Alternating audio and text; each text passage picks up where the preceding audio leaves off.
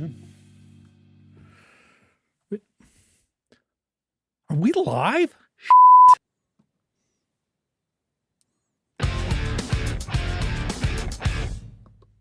Well, hello, everybody, and welcome to another episode of Jim and Rob Overanalyze Movies, the live video podcast for people who love to talk about movies as much as they love watching them. All right, I got my show notes ready. We're ready to roll. We're ready to have another great show tonight. Join us as my good friend Jim Chaboyko and I overanalyze to within an inch of its life the latest MCU blockbuster, Guardians of the Galaxy. All right, folks, here is the log line. According to IMDb, still reeling from the loss of Gamora, Peter Quill rallies his team. Rallies, Jim. Rallies his team to defend the universe and one of their own. A mission that could mean the end of the Guardians if not successful. Wow, that's something else, eh, Jim? Okay, Jim. Mm-hmm. We got a big show. Mm-hmm. We have already done our See It or Skip It review, and that's somewhere. I'll put a card somewhere here. Sure. We also want to make sure maybe that we talk about, you had sent me a tweet earlier, but maybe you bring that up, something about the length of movies. You bring that up once we're in the spoiler zone. Certainly, and yeah. Otherwise, you and I did make some predictions, if memory serves. We did. So I'm thinking maybe we jump into the spoiler zone now. Sure.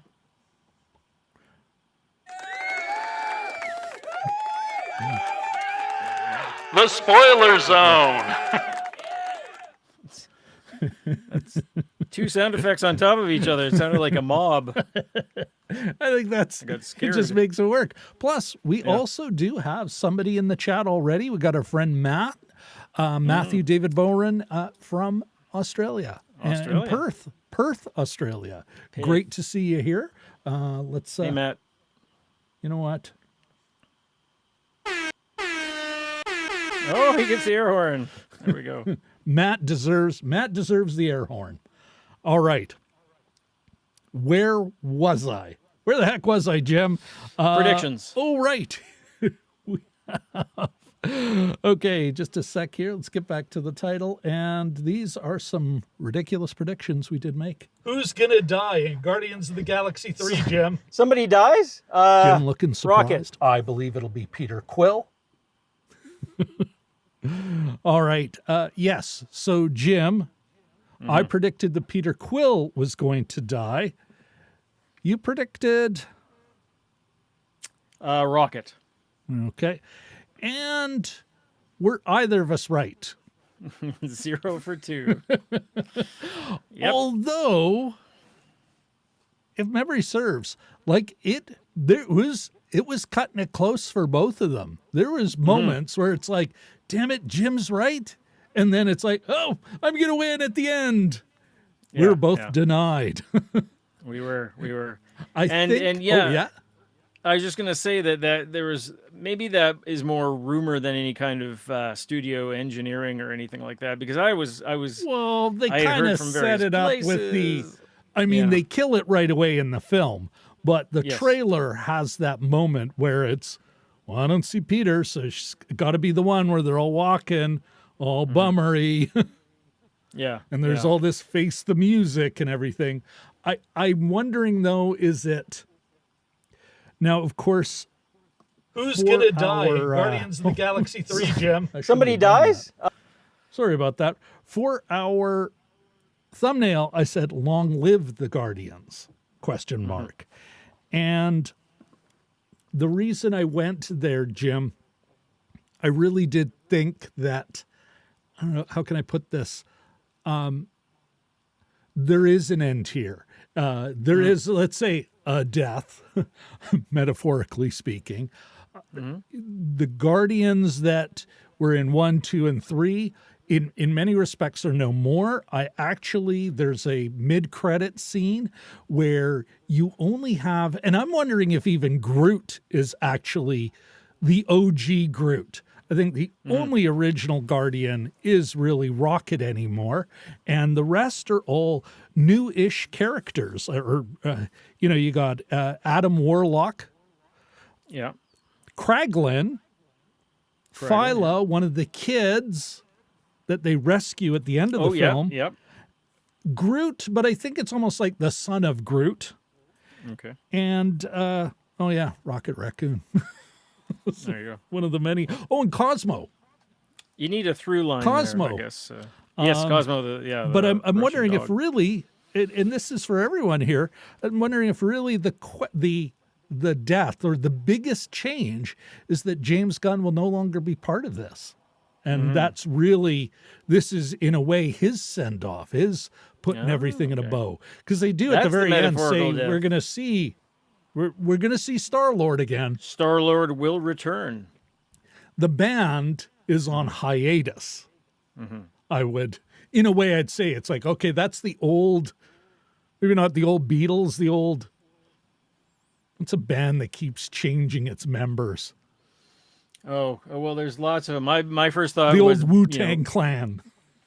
I was thinking more Genesis, and Peter Gabriel has left, and Peter Gabriel would be Peter Quill. Yeah. There you go. That works out well. That was accidental, but both continue on, parallel but different journeys. So No, well, that nonsense out of the way. Now that you've had a couple of days to think about it, and I actually went and resaw the film. Yeah, you were mentioning, yeah. We, on Thursday night, when we recorded our reaction, our review, our See It or Skip It review in the Tim Hortons, you were positive on it. I was, but less so. I'm wondering how you feel about it now, Jim. I still think it was a fairly good. I thought it was a decent conclusion. I thought it was well done. It was, put it this way, I'm sort of trying to come up with a short list of about 5 questions to ask myself about these kinds of movies. One of them was it exciting? And what was the other one that I put? Is it engaging? And I think there were yeses to both of those. Another question is, did it stay with me? Well, it stayed me. I was thinking about it a little bit the next day. It's kind of a very much of an immediate thrill. It's not sort of one of those movies you sort of end up, thinking about, for days into the future. But I thought it was a fitting send off, and it felt like an end. Like it did feel like a clearing the house, and you saw Peter sitting there eating cereal and complaining about the neighbors at the end. And I thought, this feels like anticlimax. Any major life change is followed often by a little bit of anticlimax, and then the introduction of the new in folks. your grandpa's house. Yeah, and while he reads the paper, and after he was so touched to see Peter again, and then within days they're back into the same old patterns, but. Not in a sad way or anything, but no, I didn't even think the same old patterns. The last time he saw him was 8. Yeah, is eating cereal. And what was it? He was saying, "Listen, I'll do the." And folks, if you haven't seen it, well, it's your own fault for being here. If you haven't seen it, there's a great moment near the end where Peter has returned home to kind of face his past. And he's there with his grandpa, and he's eating cereal at the kitchen table, and he's going, "Listen, I'll mow the woman's lawn. I don't mind helping her. I'll mow the woman's lawn." But is he just going to be sitting there on the porch? He's 40 years old. He's a grown man. I'm assuming he's talking about the kid of this woman who's a grown adult and no job. Like he's going on about it, and the grandpa's like, "Don't get me started." Neighborhood gossip. And it was like just a great little mundane moment. How did you put it, Jim, as we even heard the noise in the bowl and the silence and the silence? But all you hear is the bowl. You were talking about the first Avengers and that shawarma place, right? Yeah, and they're just sitting silently eating.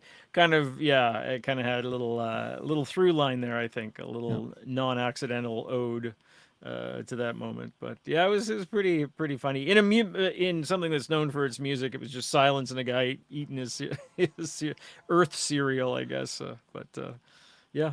I did want to ask you about the music, which, Hmm. and in all these James Gunn movies, pop Yeah. music over eras, it Hmm. seems to be like it's super important. It's not, and it never feels like it's just, oh, well, there's a 60s car, so I'll have a 60s song. It's all Yeah. very thought out, but in this one, it seems even more so. There's more Hmm. music cues, harder hit, but also there's like operatic ones. And if memory Yeah. serves, it's like every time the big bad is there and pontificating like villains Hmm. do, elaborating on his worldview. It seemed to Hmm. be more operatic, more classical. Yeah. Good What do you point. think was going on there? Rock and roll is is the music of the good guy, I guess. I'm glad you brought up music because it was a point that I wanted to talk about too. But yeah, I mean, it could be something as simple as that, and trying to give some sort of weight or heft to the big bad. What was the character's name? The Grand Engineer, the Great Engineer. But yeah, it was. Uh, it's an important. Music plays an important role in these movies, as anybody who's seen them knows. Hmm. And in this case, the connection is between Peter and his mom, right? She loved this music, ergo Yeah. he loves this music. It's a connection between him and her. So that's sort of and there's several tapes, so that's sort of license to go back and so we heard Heart in the first few minutes, and old school Heart, not 80s Heart, but 70s Heart. And so yeah, I mean, my question is, and I don't have an answer for this yet, but Yeah. does James Gunn use the music? Does it do too much lifting? I initially had, is it a Mm, crutch? But that seems a bit too much. that's a Is it good doing question. is it doing more than its share of lifting than it normally? Music obviously is an important aspect to anything. Star Wars, Jaws, anything. Music was, if you watch anything from the 50s, it's wall to wall music generally. But yeah, I was sort of wondering about that. And then another thing that I was wondering was, I was satisfied with the soundtrack. It was pretty cool, some pretty cool choices. But then there were some really obvious choices, like Radiohead's biggest hit is right at the start, "Creep," and they have "No Sleep Till Brooklyn," which I thought, wouldn't you want to play by the Beastie Boys? Wouldn't you want to play "Sabotage" there? Because that's sort of thematically a little bit more like they're gonna go do some damage. Um, so there was some aspect of it. Florence and the Machine's biggest hit. There's sort of I was joking with Rob in the theater that because it's a Disney movie, there's going to be a dance number at the end. Well, as it was happening, I didn't predict it, but and they're playing I have it written down here. Dog Days Are Gone, I believe it's called. Dog Days Are Over. Sorry, by Florence and the Machine, which is a great song, and it was kind of a fun little bit at the end there. But yeah, so does the music here do more than its share of lifting? Does he rely on it too much, I guess? That's a great question, Jim. Okay, first, quick shout out. We got Richard L in the house, and he says the Peter Gabriel reference was eerie. Richard Really? L and Katie Fowler, they're late to this show because YouTube suggested the old Sledgehammer video to us on the way here, on the virtual way here. And I'm like, Oh my I gosh. get it. Yeah. That's a great tune to be waylaid by, a great video to be waylaid by. But back to your question, Jim, and this is for everybody in the chat too. If you've had a chance to see it, I am wondering if this is maybe a little bit Guns.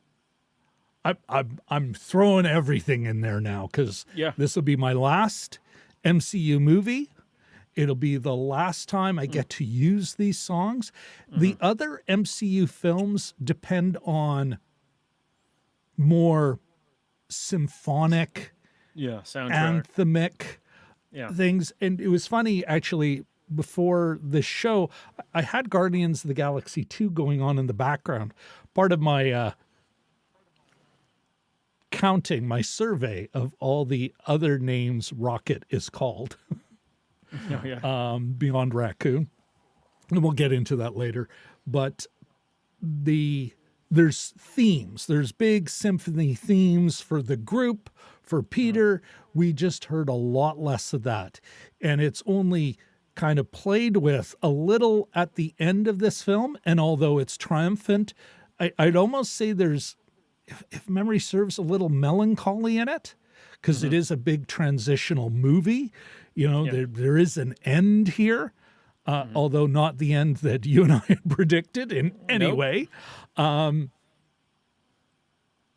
So I'm wondering if it's that, and I'm wondering if it's also maybe his own little bit of J.J. Abrams. You know, it's like, screw it, this is my last chance. I want that song. I always wanted a movie with that, one with that, because his next role, although I think he is going to be writing and directing some of the DCU stuff, but his next, he's going to be a lot more like in the Kevin Feige role over at DC, at Warner Brothers, than as a director, you know, the creative writer, director, the creative mind behind a movie. So maybe some of it's that. But I was also wondering, Jim, as you were describing it, is he more just maybe, I'm thinking Quentin Tarantino. Saw an interview with him once where he was like how into music he is and how he'll go into his extensive record collection to kind of plot out his film with music cues. Yeah. And I'm just throwing that out to you and to the chat. You know, what got me thinking was I was actually I was grocery shopping this weekend, and you know, as you're you just rolling the cart up and down the aisles. I'm like, why was Badlands on the closing credits? So this is the sort of the rousing Bruce Springsteen song Badlands from the 70s, and I thought, oh, I would pay cash money to see that superimposed on an action sequence or something in the movie. Not that it was wasted, but I thought, you have to sort of go through the rigmarole of getting the permission to play the thing. Why would you play it in the closing credits? And I was thinking maybe they had it, you know, up their sleeve so they could maybe it was part of a scene that didn't get done or something. But it's a really great song and kind of a neat choice. So when it came on, I was like, what? You know, I was a little bit surprised, and I'm sure there's stories and I'm sure there's reasons why songs are where they are and not other songs and things like that. Of course. I'm sure there's some legalities and all kinds of things, but it's just a question that I had. Of course, the Guardian series is the signature of it is closely aligned with music. Yeah. So, you know, it's you know, it's just sort of something to think about, though. Yeah. No, I think it's a great question. Well, just last point is the reason why I thought that is because there was a moment of danger coming up in the movie. I can't remember, some attack or something, and they queued up the music, and I thought, it allowed me to relax. And I thought, you had mentioned that the other night, yeah, they wouldn't kill somebody during one of these music cues to that, and I thought, well, poppy number. That's probably not what you want to achieve. You want to sort of have people uncertain and, you know, on the edge of their seats. So anyway, but I wonder if that is, and we had talked about this before, the darkness of this film. And it's funny actually, because I might have watched a fair chunk of the number 2 right after. While I was getting ready for tonight. And it's like, wow, there's more of that darkness. When in the volume 2, when the Michael Rooker's Kraglin's mentor, the first Finn guy, when his ship is taken over by the mutineers, we see one person walk the plank, and then he floats off with a bunch of other people that walked the plank. And one of the reasons the Kraglin character helps Rooker and Rocket and Groot, because I can't remember the character's name, so I'll just keep calling him I'm just Rooker. looking it up now here. But when he gets him out, helps him out, he is tearful, talking about they've killed all my friends. Yeah. You know, this is actually a dark thing, and the way Gunn manages aesthetic, and maybe this is an even darker film than the other two. Maybe that's the reason the music button is pushed hard, Yeah. because it's the visuals, the themes, the subject matter is, like, whoa. Yeah. Yeah. And, one- and interestingly enough, I was hit harder by it this afternoon, Oh, yeah. watching it again, than I was Thursday night. Stupid D-Box. D-Box 3D and 8 miles away from the screen. Surprised the chairs don't poke you to cry. Give you an elbow or something. Well, and it's hilarious, Jim. You know, there was a moment where I was kind of waiting for it. Remember, you're talking about the sweater getting draped over something Yeah. and us feeling the movement. I mean, there's a sound cue, but there's nothing that you physically or orally hear that justified that D-Box thing. It's almost like I can't imagine the filmmaker being involved in those things. Because no way a filmmaker would say, yeah, and really hit him when she drops her sweater. For those who don't know what we're talking about, the D-Box has special chairs that actually canter and they vibrate. And so shake, there was, and shake. Yeah. So it's quite a workout, actually, especially when you're having those midair wrestling battles. But it was all over the place. I was thinking to myself later, I wonder what watching My Dinner with Andre or On Golden Pond in a D-Box chair would be like. But, you know, you throw a hook in the water. You know? Ow! Exactly. Mosquitoes. Here are your escargot.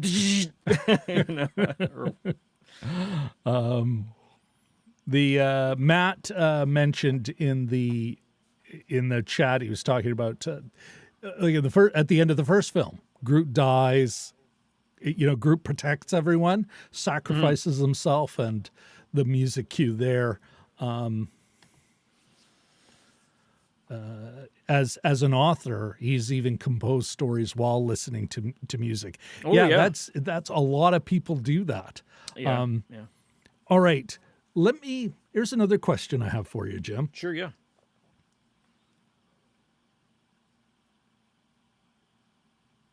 There's certainly those themes. The big theme of this one, friendship. Mm-hmm. You know, it is the key. It's the thing they keep touching on. It's good to have friends. Whereas the bad guy only has minions and subjects. And I'll ask you this before I share what I'm thinking on this, but I'm like, did you pick up any capital C, and I don't mean super over the top, but capital C, Christian elements, touchstones, motifs, let's say, in this film? I hadn't really thought about that. That's kind of interesting. You know, before I answer that though, the friendship's an interesting point because it's not just about, it's not just friends are good, but I think the complications of friendship, because they pretty much just, a lot of them go their own way at the end of this. I need to find my own path, says one character, and I need to take care of me, basically. I wanted to ask you about that, because there's a couple of moments where I'm like, that's a fucking Instagram thing. Yeah. or just sort of, you could sort of lump that in with not so much the limits of friendship, but at Sorry, let me point... say that again. That's Instagram thing. At what point, to use the phrase I was going to use earlier, does it become a crutch? That some of these people go off on their own. Christian themes, I hadn't even really been thinking about that, but I suspect you might have some thoughts along those lines. I do, but I'm just wondering. Nothing. I'd be making it up right now if you bet. I'd have to sort of rewatch it. But I think one of the ones that kind of hit me on the head maybe not hit me on that. That's too harsh. But there's so many movies. Like I got Jim a list of movies that I'm like, oh, he's taking a bit from that and a bit from that, and I don't mean a bad way, but he is. But there's a bit of Harry Potter in this, in the Deathly Hallows final film. Harry's in a liminal space. He's not dead, but he's not alive. And he's in a train station. It's a great metaphor for also a big recurring space, liminal space in the whole series. But a great metaphor for death or near death, a near death experience. And he has a chat with Dumbledore, who has died. Now here, Rocket, same situation, same lighting, same overall vibe as he is having a final conversation or another conversation with his friend from, oh my goodness, I'm getting misty now, but his friend from when he was experimented upon. One of the people that the asshole, evolutionary, the high evolutionary. Yes. He's having this conversation with her and she says, of course you can come with us. Of course, we're waiting for you, but not right now. And he's like, well, he is crying and angry. What is the point? Why am I made? Why am I here? Which is a great, that happens a lot in the Bible. A biblical character railing against God, or at least against life. What am I doing here? And Lila says to him, it's always been your story. And we'll put a pin in that for now. And he says, what was we were made to be thrown away. And she says, there's the hands that make us and the hands that guide them. And I'm like, that's a fucking, anyone steeped in any kind of religious practice would have been, ow. Wait, what now? Can I rewind?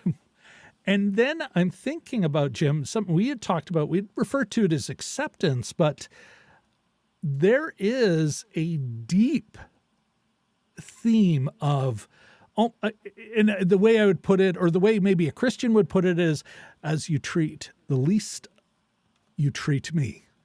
And you have this bad guy who's going, there is no God, that's why I have to do it. I stepped up or something. Yeah, exactly. I stepped up. And Rocket's response to that idea is, you don't want things better. You just didn't like things the way they are. The pride of man, capital M. And the idea that all of these experiments have not even value. They're not higher life forms, lower form. But there is a minimum, a sacredness to them all. And that's why they all have to get off the ship, if at all possible. Can't leave any living thing behind, and that some of the, including that I found, apparently it is a bit of a character.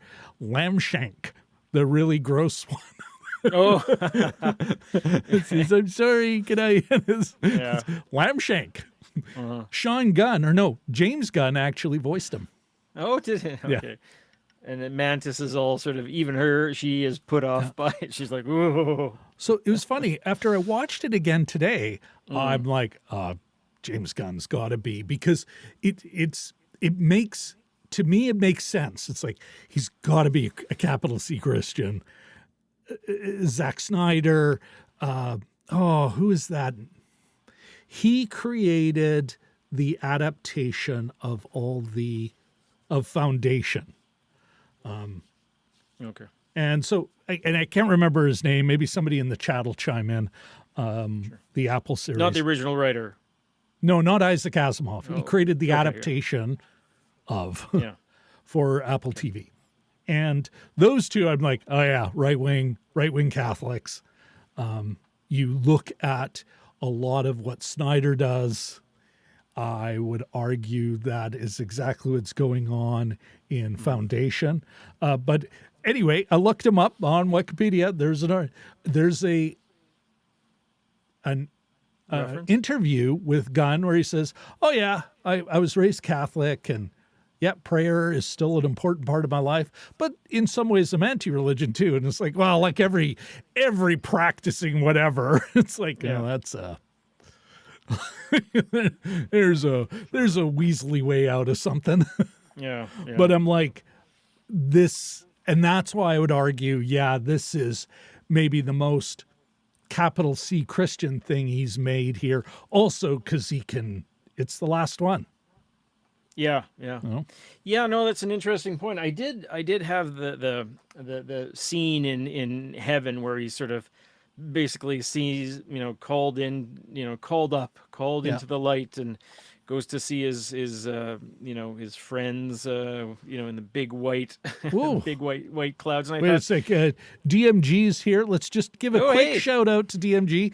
What's going on? He hasn't seen it yet, so he's bowing out to avoid any spoilers. no, And fair enough. Fair enough. I get it, man. Thanks for popping by, giving us a little Yeah. watch time. And then Matthew, this is great point here. No greater love is shown when a person dies for his friends, attributed to the Jewish prophet Jesus. Oh yes. There we go. All right. But yeah, Anyway, what I were you had saying? Sorry, Jim. I had So the, how does that make sense to you? Like, Yeah, no, absolutely. I was sort of that scene kind of stood out because it's kind of a typical way to address after death, and I didn't have any problems with it at the time. no, either do I. I reviewers, think it was just really Yeah. clear. yeah, Like, yeah. but sorry, continue.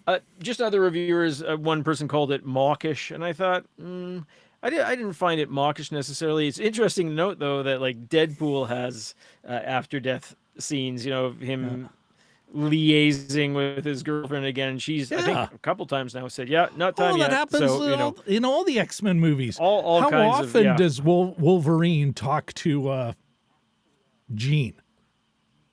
Yeah, Like, yeah, that's true. I yeah. think every movie he's been in, he's had a moment with her, yeah, like yeah. in the afterlife, whatever. Yeah. So it's a fairly typical vehicle to sort of address that. You wanted that final conversation because the way that I mean, if we want to talk about the Yeah, but Jim, I don't think it's that backstory. moment.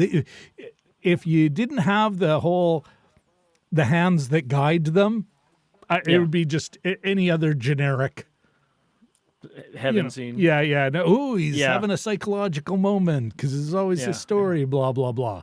I think that is the key line, That is a good point. Yeah. It's what makes, I'd argue, it's what makes that scene not mawkish. Yes, And yeah. by the time you get there, what? You've gone through all of Rocket's foundational story, his origin story. How could you not feel like, who would call that mawkish? Which, frankly, You know who would, Jim? who? And that's who. Sorry, frankly. Kale, Pauline Kale. No, Hasn't she passed on? oh yeah, a long time ago. Yeah. I mean, we can also mention that whole backstory, Rocket's backstory is just such a. It's almost like a different movie.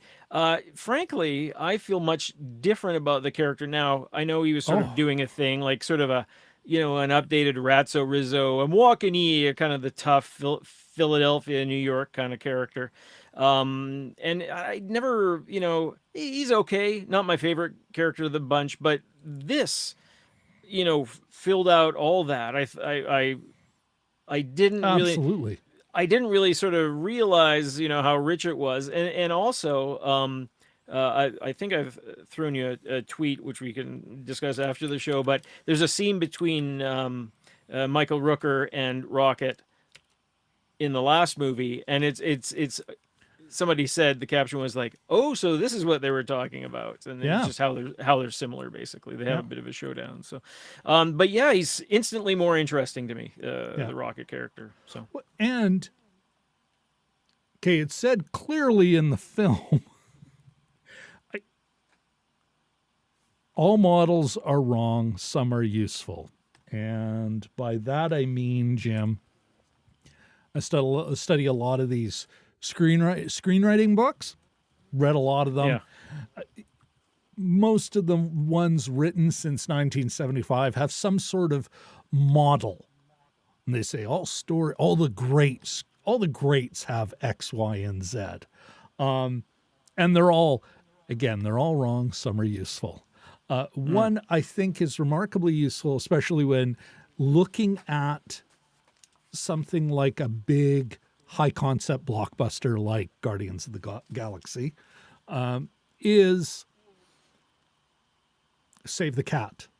And Blake Snyder, no relation to Zack Snyder, was a big fan of what's going on in the opening scene. He says, you got to know what the opening scene. And it's, what is the opening scene? But Rocket, as a little baby squirrel with the other squirrels, and you note all the other squirrels, when the bad guy comes in to reach out and grab him by the head, all the other squirrels are squirming back and pointing away, whereas Rocket is the only one kind of facing forward, like a picked. And then it goes to the creep song and him walking through nowhere. And so I'm kind of wondering, because it is the most emotionally grabbing of the whole show, it's almost like a long-running TV series where they're like, we really need to spend some real time with this character while the other characters are on a side adventure. Let's bring him forward, because he actually has a lot of the same key beats as Peter Quill does, but with so much more heft, so much more of a hit, way less Instagrammy. The Peter Quill gets that whole shtick about, well, you've been jumping from lily to lily on the pond of life, woman to woman, but you never just learned to live without a woman, swim. I'm like, it works because in some ways this movie can skate the line between silly and dark and deep. But I think if we didn't have Rocket and that Rocket story, the backstory and everything, it'd be like, the things I was kind of felt the first time I watched it would be totally bang on. Overstuffed. Why are we here? Oh, really? He was a drunk and he's magically not a drunk and he's just got to go home and face his grandpa. It's like, well, thanks for taking my $20, jerks. Yeah, no, it does threaten to sort of D-box. The Rocket storyline does seem to overtake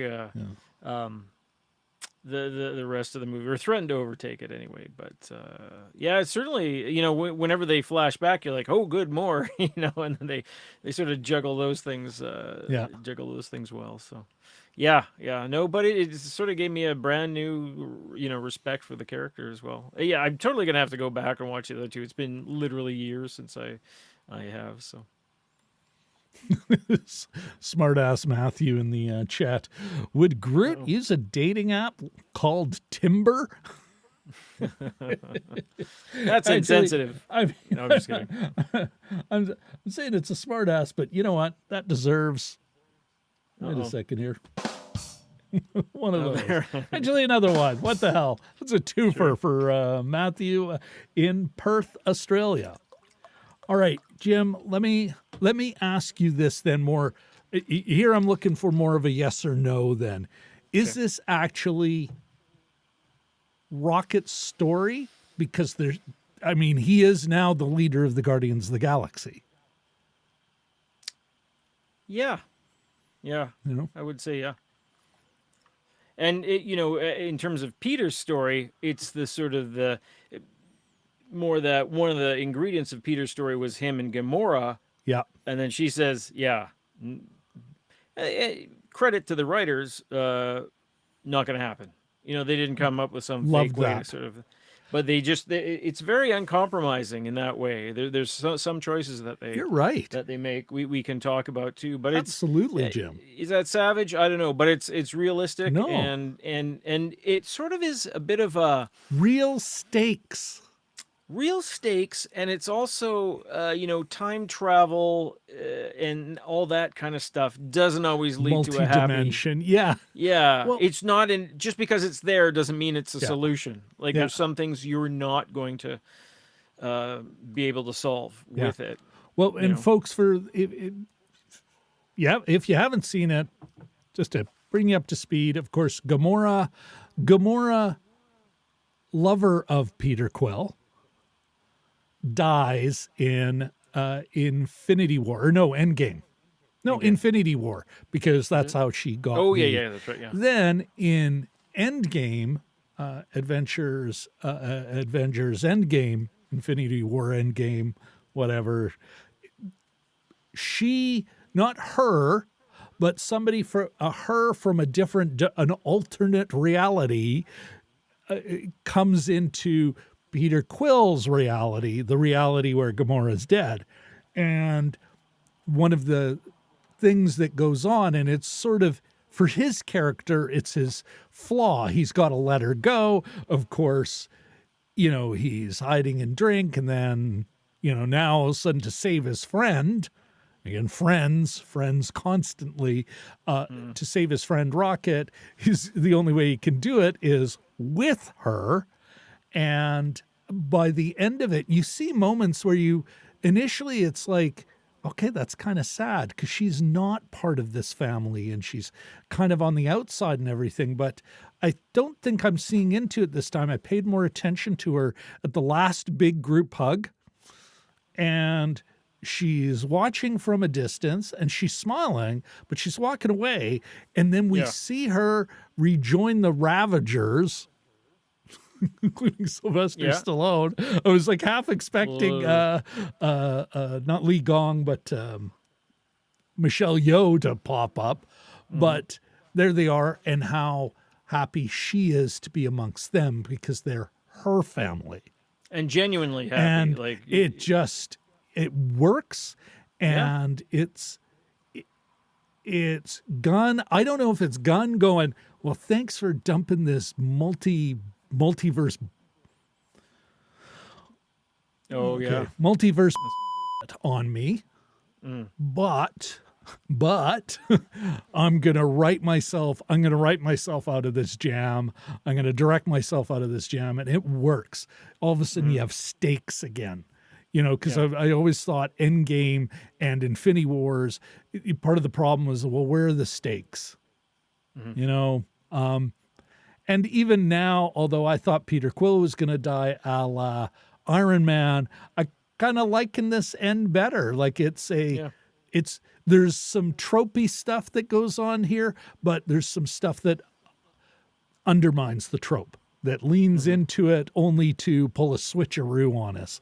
And I think Star-Lord not dying, being saved the way he does, I thought that worked for me. And that he uses that as an opportunity to grow, that was great. Yeah. Did we want to talk about the link there, that aspect that we? Well, you earlier? had sent me that tweet. Let me see if I can. Well, I found Jim, it. I have it here. Tell us about it while I pull it up so we can get it on the screen. Sure. I'm just reading here now. It's from B-Boy Buoy Base, which is He's a writer, Jamel Bowie.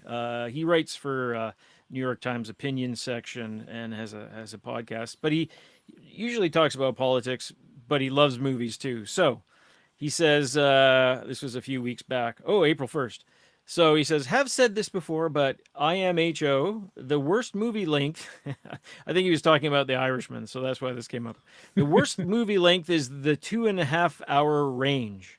Rare to see one that doesn't feel like it could either A, be considerably shorter, or B, A, considerably shorter, or B, much longer. So he was saying that in another tweet. Oh, yeah, here. If I were king of all movies, if I were king, all movies would be either 90 minutes or 3 hours at least, nothing in between. That's a bit of a hot take, I gotta say. You can see it right there, folks. Yeah. I mean, it's interesting, though. Like, he sticks with it. Well, and yeah, sure. But all the more power to you. Star Wars, 2 hours and 4 minutes. Yeah. Blade Runner, hour and 58 minutes, regardless of cut. 2 hours is a great movie time. Anything more than that, I think you better be delivering the goods. Yeah. I've written down a few myself. So these are some of the movies that I have really worked on me. The Fly, 1986. We were just talking about that the other day. Yeah. Cronenberg, 96 minutes. That's crazy. That's that's a lunchtime. That's movie. a short ass movie. Yeah, District Hashtag. 9. Packed with Hashtag gore. short ass movie. Packed with gore, though.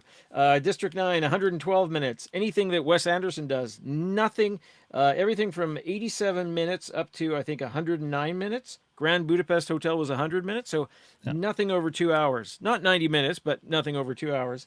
Moana, 107 minutes. Wall-E, 97 minutes. Yeah, so it goes on sort of in that vein. Well, so don't get me wrong. I'm not saying that he's. Well, I am saying he's wrong because there's plenty of 2 hour movies that are like 90 or 3 hours. But of course, it got him the action. Yeah. 82.6 thousand views. Yeah.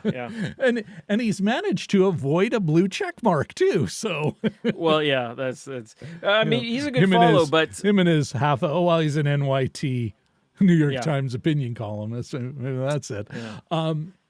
It was just sort of an interesting thing that I forwarded to you, and I thought, this is maybe worth discussion. Well, and what was my reply, Jim, if memory serves? Okay, just a sec here. I believe I had replied with a picture of how long this movie was and saying, well, maybe we should look at it. 2 hours and 29 minutes. Yeah. Tight. 150 minutes. And this is the thing that sent it off was Martin Scorsese's upcoming Killers of the Flower Moon is going to be apparently 4 hours long. So back in April, that created a bit of a kerfuffle. He's like, nope, not going to cut it down. So he said, well, The Irishman earned every second of its length. So, maybe a bit tongue in cheek, but kind of an interesting thing to ponder when you're thinking about other aspects of movie making. So, Well, and I ended up cutting it out because I just couldn't quite make my point here. But the script length of the first Dune, which is 2 hours and 35 minutes, the script length, the final approved shooting script, 111 pages. Yeah. Now, the rule of thumb is 1 minute of screen time for every page of screenplay. Be 150. Where did that extra pages 44 minutes come from? In what is not an action movie? Action eats up screen time, dialogue eats up action. And I'm not 100% sure I'd say Dune was a great movie. You and I enjoyed it. We had a good time. Yeah. But is it greatness? Not sure I'd go that far.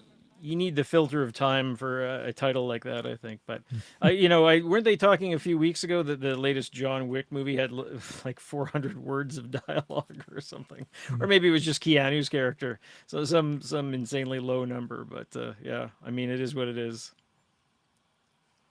Here's the Matthew mentions hero's journey regarding Star-Lord. Yeah, the hero's journey works really well on this kind of movie. Yeah. But he also mentions Vincenzo Natali's like Cube, Cypher, Splice. Oh, okay. Yeah. Richard L. Oh, Jelly Duck. Oh, hey. Jelly Duck. Let's give that man a round of applause. Jelly Duck is here. I heard this movie looks good, but I've never watched it. Ahmed, both Jim and I did give it a recommend. Both said it was good. Richard says, have not seen Cloud. Matt and Richard L. are talking about Cloud Atlas. Cloud Atlas, yeah. Which is a movie I could never get into. I'm not saying it's good or bad. I had a hard time.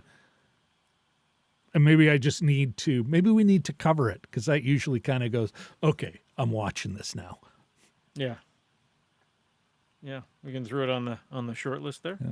I haven't seen it, actually. So Richard L. mentions attempting. Titanic was very lengthy, too much for his liking, but he does understand how they were trying to give everyone a bit of historical walkthrough of the ship. That's interesting, Richard. And Jim, what do you think about this? And this goes for folks in the chat. Titanic, there's a bit of melodrama in there. I'm also thinking of Gone with the Wind. Well, Gone with the Wind, a true melodrama, arc over years. And I'm wondering if some of those do better. They can sit longer with us as we get to know characters and have more of a bigger experience. We have to be with them for a while in the social pressure under which they feel trapped by or something. Yeah. No, with saying that, I sort of, it's been forever since Titanic 2, by the way. There's, if you remember the old movie, which has we need to see like Hamlet 2, a Titanic 2. Yeah. Sorry, Jim, I was interrupting. Earthquake from 1976, where one of the major plots is whether or not Charlton Heston's going to stay with his young girlfriend, played by probably a 30-year-old Genevieve Bujold, or go back to caftan wearing Ava Gardner, and I don't want to seem ageist or anything like that, but she doesn't seem like a very nice character. Anyway, so that's sort of like the big melodrama there. Yeah, it's kind of, if you watch it now, you're like, I don't understand what's going on here. But hey, Jim. Also, why would Genevieve Bujold go out with Charlton Heston in the first place? All right, we're talking about Genevieve Bujold now, so I think that's a no. It's all good, but I also think it's a cue for getting into final thoughts here. I do have, Jim, a couple more questions for you. Sure. Before I go for the list, first of all, is Aisha the queen of the Sovereign? Yeah. Do you think she's actually dead? Yeah, is anybody ever dead in these movies? Like, I used to watch Doctor Who quite a bit when David Tennant was there, and you could easily say that people sometimes aren't really dead when they, like, it's absolutely certain that they're dead and they pop up the next episode. So we saw an explosion, and we didn't see a body. See her, so yeah. I think absolutely she could still be. And why would you not want Debicki in your next movie? So that's right. Yeah, she's great. She can do anything. Well, and interestingly enough, for what was just a ridiculous character, becomes pitiable. Yeah. in this Yeah, her film. hair's all You know? messy, and she's kind of like a little Well, her son is being tortured. You know, this is no longer just a vehicle of vengeance for her. It's her idiot son who she loves, who is also disgusted by the stupid pet he dragged into her home. You know, Yeah. which Actually, was for great comedy. Now, wait, I got one more. All right. yeah. Are you shipping, as the kids would say, or perhaps as your daughter would say, shipping Nebula and Peter Quill? And if you aren't, Jim, I'm going to tell you why you should. I don't know. I haven't come to. In a way, it sort of feels like a Joey Rachel thing. It's like, why don't they get together? They're the only two that haven't dated. But I don't necessarily find a. I think she's got to grow a little more before. I think the character of Nebula is great, but I think she's got to sort of grow a little more before she's able to have a relationship. I'm shipping them, and I think they will end up together. And actually, I think of the two, she is the more mature. Yeah. And she will be ready. Yeah. And this is why. There's at the beginning of the film, when she's putting her drunk friend, but maybe more, down, and he reaches out and touches her and says, "I love you." And then, of course, Gamora. And it's a moment. It's a nice little, she puts him down. But later on, when Gamora, it's a new Gamora, not the Gamora that's dead, new Gamora says, "That sounds like her. That's what you want." And he kind of starts giving her the puppy eyes. And one of the best lines in the movie is, "Don't look at me like a puppy looking for somewhere comfortable to lie down." And I'm like, oh, that's good. And that's bang on, and what would any woman who may be interested in a guy, but she does not want to be the rebound. Yes, it's like, I'm not going to be that comfortable place for you to lie down, especially after her sister was the well, previous. That's he's obviously still hung up on. But then you move to the end, and of course now he's going to learn to swim. So that when he does come back, and Star-Lord will come back, it said so in the movie. When he does come back, as she has become someone who's running this little town, nowhere, Knowhere,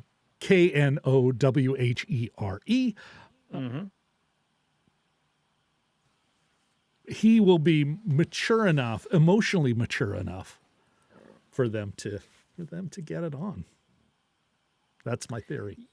I think she's even dancing at the end, which shows She some is. growth in the dance sequence there, the Florence and the Machine dance along. So And she that's she partakes. So does. some interesting. She's such a great character, and another one with a hats killer off to Karen arc. Gillan. Like all these characters, Yeah. and it's funny. Like in so many problem with DCEU movies, like Black Adam, too many characters introduced at once.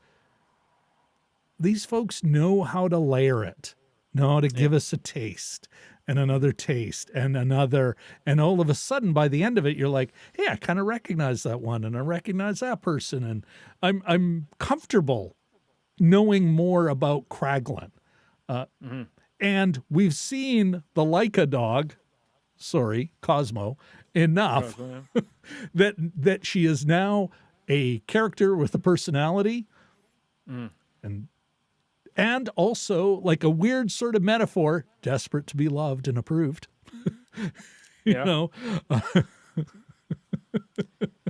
This crazy ragtag crew of orphans, but also had a great line where she's like, only, the communists, they put me in a capsule. They knew I'd never make it back, as they're playing cards. But even they never once said I was a bad dog. And everyone's, oh, why won't you let this go? Yeah. And Well, I loved all that. And I think that is where I don't quite read it the same way you do, Jim, the limits of friendship. I think all these characters need to grow, and so their paths are diverging now, but they'll be back. They're not leaving saying, I can't handle you.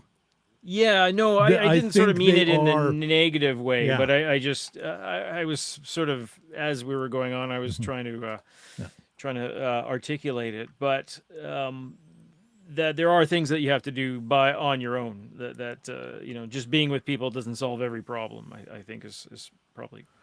There's some a little pushback in more- the chat, Jim, about Titanic Uh-oh. too. Uh-oh. No. Ahmed, I know. Let's just not talking about Titanic too.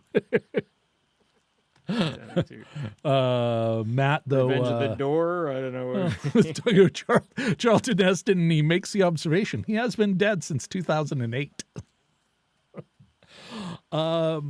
Jim, Earthquake I still did lives. want to. I think I may even do a separate video on this, but I can tell you right now. Here is my survey, at least of the last two movies, of the names Rocket, like the names Rocket was called before he Sure. became, at the end of this movie, I'm Rocket Raccoon. It's the first time you ever hear him say that. He's never, when they call him a name, he's like, I'm just me, super individualist. Yeah. Now he's like acknowledging that past, which is a big theme in this movie. But I got to read these off to you. Hedgehog, squirrel, gutted badger, 89P13. Of course, Yes, he was yeah, called that counts. raccoon a couple of times, and then trash panda. But wait, Jim, there's more. Pet. Where are we here? No. Return of the Boss, blah, blah, blah. Stupid fox. Triangle-faced monkey. Puppy. Crabby puppy. And that's, I suspect there's another 6 or 7 in there. Didn't I Thor call him a believe rabbit I may or something? actually I do a can't- cut thing of all the names he's been called, because that's just awesome. I can't remember what Thor called him. I think it was rabbit or something to that effect that he took offense to. Oh, yeah, rabbit maybe. Well, I will find it. I will find every reference. That is a super cut. All right, Jim, anything else you want to add before we let these wonderful people in our chat Sure. move on with their lives? A couple of quick things. Yep. I just wanted to reinforce just how unyielding this is, really, and it which is a good thing. Is that when Peter takes care of Thiel, who's played by Nico Santos from Superstore, of course, a gentle Filipino clerk, but here he's an evil scientist, and he said We're not even an evil, basically- he's just a nasty functionary. Yeah. A white with the white lab coat, but he throws him out of the window, rides him into the ground, being assisted by a Groot as a glider, drags him through the dirt, and the last thing that we see of Thiel is his face underwater, dead. And I thought, compare that to something like Spider-Man, where the first one where the thief trips and falls to his death. I mean, these are two different things. You want to solve your Yes. problems with violence, but you're afraid to sort of actually do it. And I thought that was kind of I thought that was kind of brave, because he actually just kills him. And Yeah. like sure, we need that thing in your head. Bam.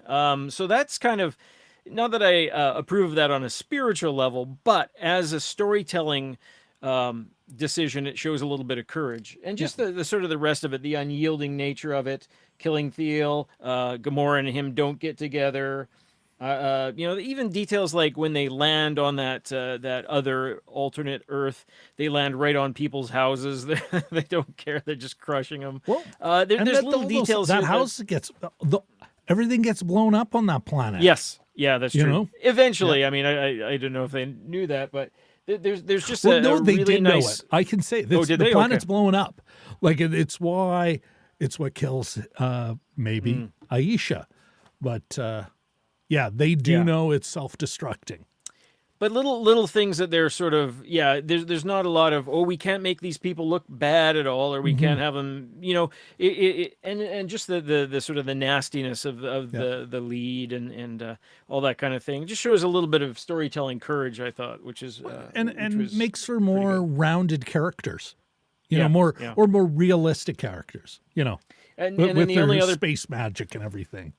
And the only other point I wanted to say is that visually it was kind of a really a fun ride. I mean, you had this big sweeping uncut. I mean, filled entirely with computers, but it was this one shot of just the swirl around this Digital battle that camera they or have. real camera, it's still a Yeah, camera yeah, showing us exactly. shit. Yeah. And you go through the stomach wound of one person, and out the other side, which is kind of can't say I've seen that before. And it was almost like Sam Raimi-ish, Quick and the Dead kind of stuff. But Here is the line. I those wrote it down. Looking for a sure. soft place to lie down. Sorry. Back to you. Yeah, no, it's good. Oh, by the way, and Blue Guy's name is Yondu. I knew that, and I couldn't Thank you. remember. But yes, Michael Rooker's character has a name. yeah, and Yondu. just when they go to Orgo Corp and the sort of the Yeah. landing with the multicolored spacesuits, all the liquid controls, the Well, whiteness inside, which is different than the darkness inside almost every other which ship. reminded me of Luc Besson, like sci-fi Yeah, Luc Besson. yeah. Whether it be Valerian and the Thousand Worlds, or oh my goodness, Bruce Fifth Element. Willis. Fifth Element. Thank you, Milo. Yeah, Yes, that same big, bright, colorful, and weird yeah. production design. Yeah. And lastly, I just want to say the fights were actually kind of coherent and mostly coherent and fun and kind of creative. Like there's one point where Kraglin is using Yondu's whistling arrow and I can't explain the physics of it to you, but he takes two walls that were falling off That was buildings the and dog. crushes. No, Oh, was the it? dog. That's Oh, why it was the dog, that's right? why Okay. Cosmo's a very good dog. Yeah. You see, you've seen this twice now. I've only seen it once, so that's why. Yeah. But yeah, just they. So, anyways, the point that I wanted to make was the character got crushed by two walls. Very creative, and fun and creative way to violently kill somebody. But Well, it's yeah. I mean, it's a good start to the summer series. If this is yeah. it's kind of fun. Yeah, no, I like it more than I did before. And Oh yeah, I was going to Gunn ask you. Yeah, was able to do what he's always done to me, is get me emotionally choked up, emotionally involved. And what's yeah, otherwise, maybe we'll do this the next superhero movie. There was just so much I wanted to say about this film and discuss with you. But I do want to do eventually something on, some of the problems with all superhero movies, good, bad, or indifferent. yeah. They have some ideological problems. Mm-hmm. Jim, some of the movies I saw on this, I'm like, of course, Island of Dr. Moreau, Yeah. but I also saw The Matrix, Avengers Ultron, Age of Ultron. I'm like, wow, they're actually doing that better than, in Cracovia or whatever the city that floats and they're getting people off of it. So Come many on, come names to remember. It's just like, oh my god. on. I thought that was less emotional, less interesting, and less earned than everyone getting off the high evolutionary ship, where I thought, nope, this is all earned because of Rocket's story, and we see what's Yeah. really going on here. But I did see The Matrix. I saw, a number, Alien, Yeah. and maybe a bit of Aliens, but I'm not 100% sure. Yeah, there's just so much going on here. It was such a great flick. So many other influences. There was a Oh, Matt mentions Luc Besson's Lucy from Oh, 2014. I've Yeah, not seen that. I'd be down There with was that. one moment where they're trying to emphasize how Gamora's not the same Gamora. She's hard and at the time, she's not sympathetic to their plight, and she's unyielding, and she's screaming at someone.